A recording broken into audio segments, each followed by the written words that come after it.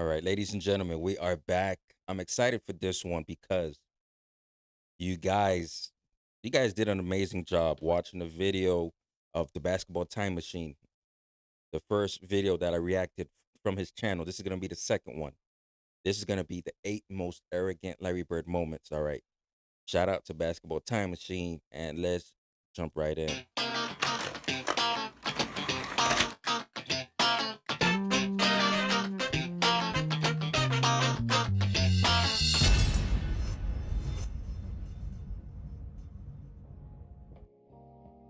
Hey, what's up, you guys? Welcome back to the show. I'm Sean David, and as always, thanks for tuning in.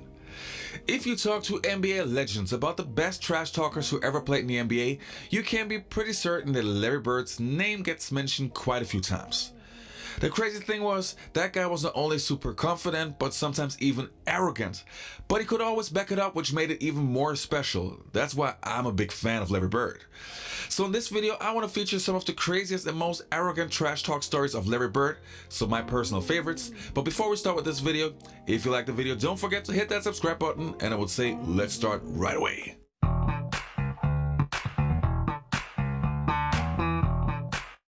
Before we continue, of course, man, I'll tell you what. Starting this channel, I didn't know much about Larry Bird, but you guys just recommended me some amazing videos on Larry Bird, from documentaries to highlights to stories, and I'm like, damn, how did I not know about this? How did I?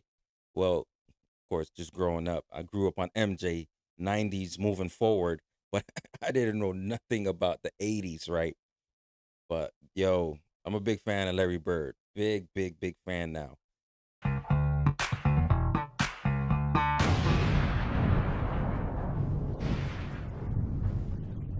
So, number one, super cold Larry Bird.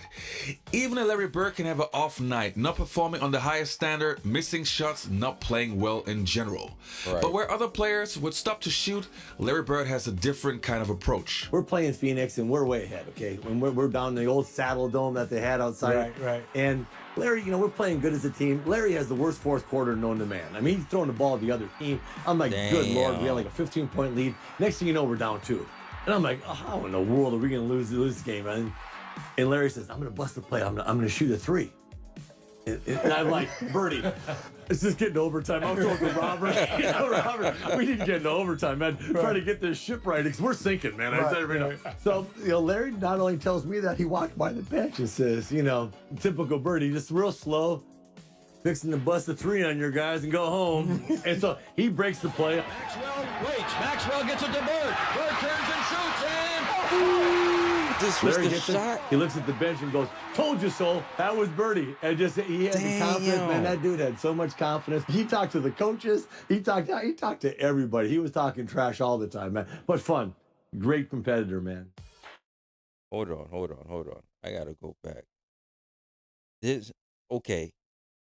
This show right here, man. If it's on NBA TV, hey man. But this show right here was the show that I was always glued into. Why? Because I loved the legends were sitting around, in a circle on the couch, speaking about certain moments, stories, and I was so glued just hearing. And I'm a student of the game too. You just love learning about like the 70s, like the Jerry West, etc., Oscar Robertson, and then listening to each person's stories between the 80s, the 90s, the Isaiah Thomases, the Steve Smiths, Charles Barkley, Dominique Wilkins, Kevin McHale, each episode was just different players just coming in, speaking their minds, speaking the stories, like great moments, iconic moments in NBA history. But man, this show right here is a gem. Slow, fixing to bust a 3 on your guys and go home. And so he breaks the play. Maxwell waits. Maxwell gets it to Bird. Bird turns and shoots and Larry hits it. He looks at the bench and goes, "Told you so." That was Birdie. And just he had the confidence, man. That dude had so much confidence. He talked to the coaches. He talked to everybody. He was talking trash all the time, man. But fun. Great competitor, man. This is what I kept saying. We gotta start dissecting certain like players, certain stars. because it just said that Larry Bird had, Kevin McHale said that he had like the worst fourth quarter like ever, right? That's your top guy, that's your general of your team, but he was still able to show up when it mattered the most, right? Imagine other players that would choke in those moments. This is superior confidence right here. Number 2, ball in the butt. You would think that great players would be afraid of trash talking other great players. You know, you don't want to get them heated up and stuff. Well, not Larry Bird. You guys remember Brett Doherty, one of the best centers of the 1980s, playing for the Cleveland Cavaliers? Well, he had a pretty interesting story to say. Brad Daugherty told me this story when he was like second year in the league and they were in the playoffs against the Celtics. Down 1, Larry Bird catches the ball in the deep corner and he steps back for a 3. And before he takes the 3, he's like, oh wow, he's going for the win. He's not going for the tie. And so Brad Daugherty runs out and he head fakes him. And as he head fakes him, now it's 3-2, he hits him on the butt with the ball. And then he shoots it at the buzzer. And the confidence that hit him on the butt as he flew by him trying to block a shot, I'm like, there's no more confidence. Number 3, who comes in second? I guess that has to be one of the most iconic Larry Bird stories. But with other stories where you just have one witness, with that one, many people were present and many people say the same thing. So crazy story. You guys listen up. Let's check the clip. The All-Star game is in Dallas, the first three-point contest. And he just starts looking at guys, doesn't say a word, and people are getting kind of nervous. And then he finally speaks and says, I'm just looking to see who's going to finish second. Some pure trash talking and just general bravado. And the theatrics of it all was made for Larry. And Larry would back up his boast by not only winning the contest, but blowing away the competition with a phenomenal shooting display.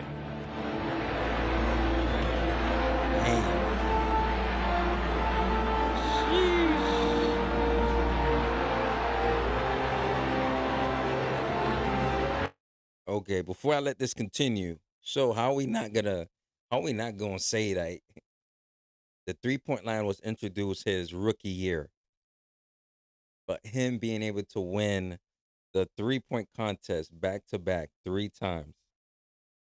3 times. I know this is like, all-star game event, but this, he hit like, I don't even know if it was like 8 or 10 in a row. Dude, that is crazy. He's a great 3-point shooter.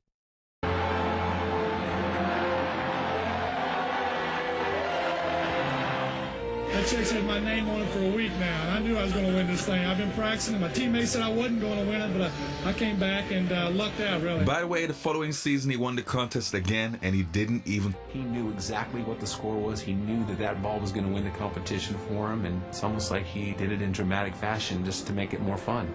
He knew it when he let it go and was headed for the winner's circle. Did you really say that? Who's playing for second?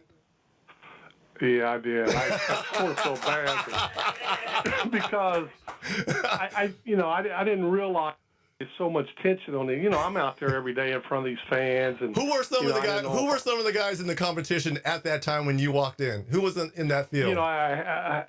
Come on, Coach. You know. No, I don't really remember. Number 4, the left-handed game. That is actually one of the craziest stories I've ever heard in my entire life. As a professional, you should be able to shoot with the right hand and dribble the ball with the right and the left hand, so being both-handed. Right. But Larry Bird took that theory to a different level. That guy got so bored that he said he would play an entire game with his left hand, or at least 3 quarters, and still perform on the craziest level.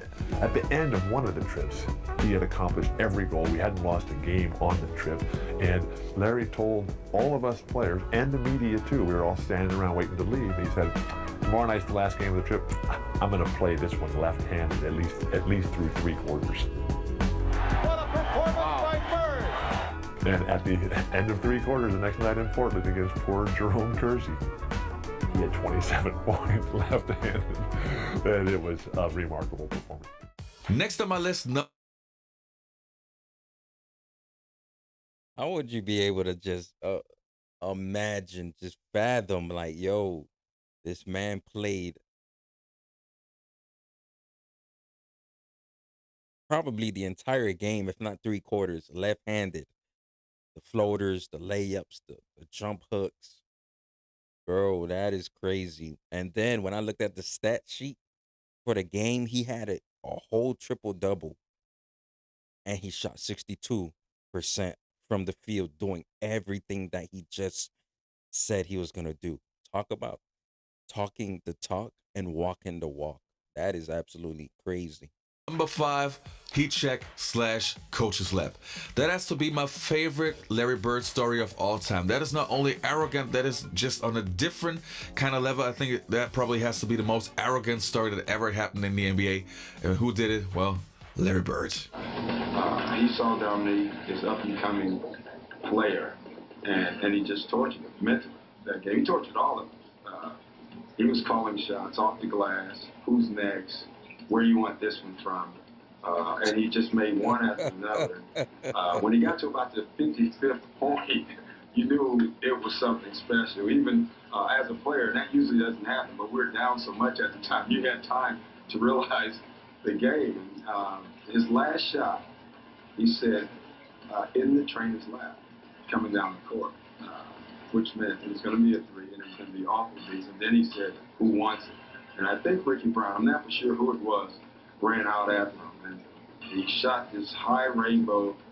It goes in. Ricky bumps into him and accidentally knocks him on our trainer's lap. So it was exactly what he said. It was an accident, but it was almost fate. And they show a shot of our bench. Cliff Livingston and Eddie Johnson are standing up giving each other high fives. No wonder them players got fined. Bro, he's calling his shots. That's a different level of trash talking. If you're able to come in, you're playing a game, and you're getting into somebody's head, a mental game, psych, messing with somebody's psyche. Like, yo, this is where I'm going to do it. And then he does it. How would you not be able to just, like, attempt to stop it? Yo, that's mind blown. Number 6, you should have gone for 60. So we've just witnessed the game of the Boston Celtics versus the Atlanta Hawks, so Larry Bird's 60-point game. That game was crazy on so many levels, but what is even crazier, a few days prior, Kevin McHale broke the franchise record, which was, I think, 56 for the Boston Celtics. You know what? Just roll the clip because you got to listen to that for yourself. We do have video of this. It lasted about 9 days, as a matter of fact. Yes, it did. This was me getting 56 there against Detroit. That's something you don't see often right there, was a skinny Quinn Buckman. And there I go getting 56, feeling pretty good about myself. And it was 9 days later. As a matter of fact, towards the end of the game, Larry came up to me and said, I said, I'm going to come out. It was 1.5 or 2 minutes ago in the game. Larry said, were you crazy? I said, I'm had enough, man. We're ahead. And he goes, if I get that hot, I'm not stopping. Well, 9 days later, he got that hot. I said, you stopping? He said, no. Number 7. Okay, now that's a nice backstory. That's actually a nice backstory, man. Imagine that's some top stuff right there. Kevin McHale got 56 points. He's on a roll. If that's the case, if Kevin McHale stayed in the game, he would have had more than 56. So that means that 60-point game by Bird would have probably been like a 70-point game. X-Men down. If you are a fan of the 1980s, then of course you remember Xavier McDaniel, one of the toughest guys in the entire NBA. One of the few guys you didn't want to mess with because that guy was not only talk, that guy was the real deal. But Larry Bird still didn't care. Check this one out. They called a timeout. He said, you know I'm going to get it. I said, I know, I'm going to be waiting. And during the timeout, I'm going for a play, and I was like, this is what I'm going to run. All right, then you get the ball, you go over here, and pass to Kevin, then you go to the corner, and Robert, you come over. Then about that time, Larry steps in and says, Coach, why don't you just give me the ball and tell everybody to get out of the way? Now, after the timeout, we walk back on the court, and Larry's going down to his position, so he tells Xavier, I'm getting the ball. Yeah, he said, I'm going to get it right here. I'm going to shoot it right in your face. 10 seconds. 5, and Bird has the basketball. Look out. over a double team, bro, with 2 seconds left. And, you know, he was like, I didn't mean to leave 2 seconds on the clock. I walked back to the sideline like, damn. Larry Bird just phenomenal the way that he will contribute in the clutch time after. All right, number 8 is a bonus. I hope you enjoyed the video. I'll see you next time and enjoy. There's the play of the game right there. Larry used to come in the locker rooms. He'd be getting his ankles taped, and he'd say, you know, hey, ball boy, run in and go find the scoring record in this building. You know, he needed those kind of challenges. Anybody better than Larry Bird? No, Larry's probably the best trash talker. And you know the best thing about Larry now? He's so buttoned down now. He's just like, you know, I didn't do that. Said, man, that guy lied. He was the best trash talker. And he denies everything. Hey, you guys, if you're active on Facebook, I can really recommend Open Court. As an NBA fan, you should find everything you need. If it's funny NBA videos, impressive highlights, or even NBA news, I check out Open Court every day. Damn. Imagine the 8. Well, this is only 8 of these arrogant moments, but it's arrogant, but he's able to walk the walk along with talking, explaining, saying what he's gonna do right in front of the players, and actually do it. That's what shocks me the most. So there's no other competitor that's like, yeah, you gonna get it at that spot. All right, I'll meet you there. All of a sudden, it's just a battle.